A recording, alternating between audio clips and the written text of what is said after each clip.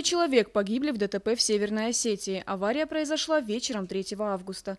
На автодороге Владикавказ-Ардон водитель «Мерседеса» не справился с управлением. Пробил железное ограждение, выехал на встречную полосу и столкнулся сразу с несколькими машинами. В результате водитель иномарки и пассажиры одного из автомобилей от полученных травм скончались в больнице. Резонансные дорожно-транспортные происшествия, которые у нас произошли на территории республики, это водитель «Мерседеса», который ехал со стороны города Владикавказ в сторону станицы Орхонская, на 10-м километре совершил выезд на полосу встречного движения и совершил столкновение с транспортом, которые двигались во встречном направлении.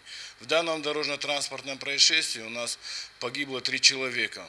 По итогам 7 месяцев на территории республики наблюдается снижение количества дорожно-транспортных происшествий. При этом число погибших, по сведениям ГИБДД, является на 12 фактов больше по сравнению с прошлым годом.